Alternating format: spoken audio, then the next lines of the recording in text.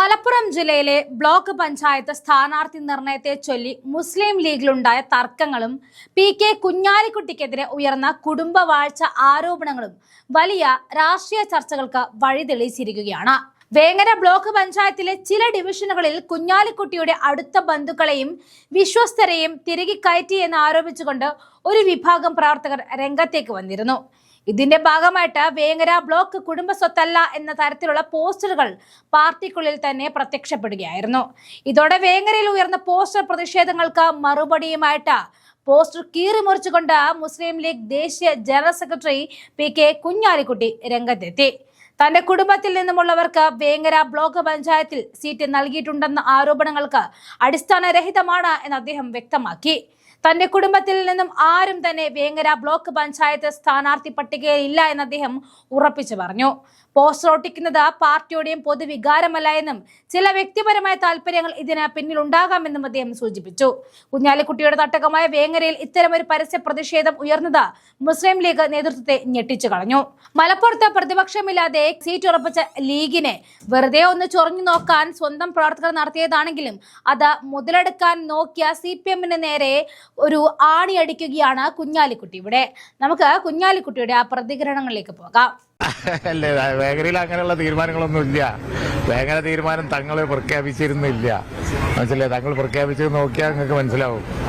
മുസ്ലിം ലീഗിനെ സംബന്ധിച്ചിടത്തോളം അതിന്റെ മതേതര കാഴ്ചപ്പാടിൽ ഊന്നിയുള്ള യാത്ര തുടരുകയാണ്. ആ യാത്ര തുടരുകയാണ്. പഴയ കാലം മുതൽ തന്നെ ലീഗ് എടുത്തു വന്നിട്ടുള്ള ഒരു നിലപാടാണ്.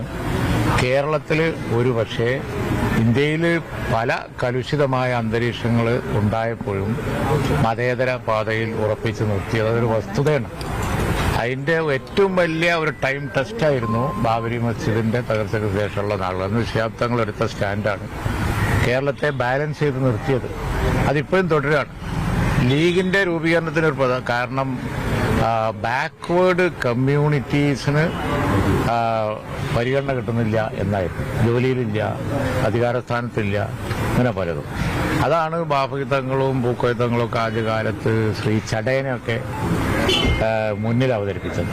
ദ്വയ മണ്ഡലത്തിൽ നിന്ന് അന്ന് ജയിച്ചുകൊണ്ടിരുന്നത് ശ്രീ ചടയനും കൂടിയായിരുന്നു.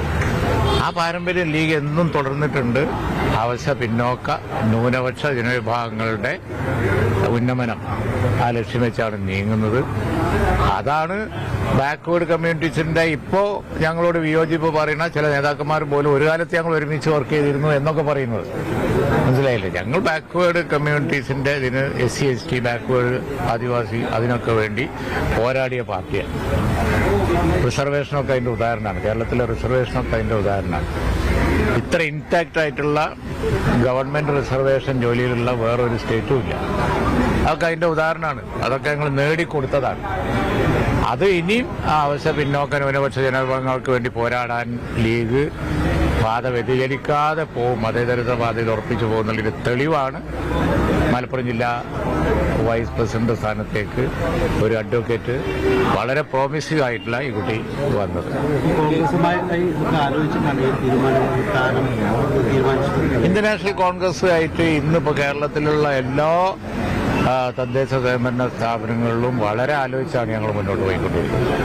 അങ്ങോട്ടും ഇങ്ങോട്ടും വളരെ പരിഗണന കാണിച്ചുകൊണ്ടാണ് പോകുന്നത്. അതിന്റെ ഫലമാണ് ഇപ്പോൾ തെക്കൻ ജില്ലകളിലൊക്കെ ലീഗിന് നല്ല പ്രാതിനിധ്യം കിട്ടിയിട്ടുണ്ട്.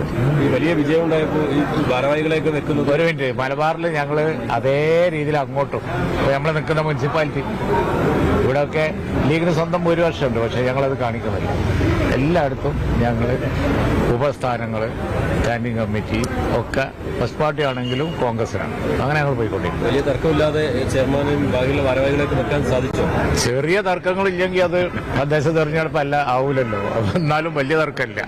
ഓക്കെ, വളരെ സന്തോഷത്തിലാണ്. കാരണം ജനങ്ങൾ കൊടുത്ത മാൻഡേറ്റ് ഇപ്പോൾ കൊച്ചിൻ കോർപ്പറേഷനിലൊക്കെ പിന്നെ ഒരു കോൺട്രവേഴ്സി എന്ന് പറഞ്ഞ് മീഡിയ കൊടുക്കുന്നുണ്ടെങ്കിലും ഒരു ചർച്ച ഉണ്ടായി, അത്രയല്ലേ ഉള്ളൂ.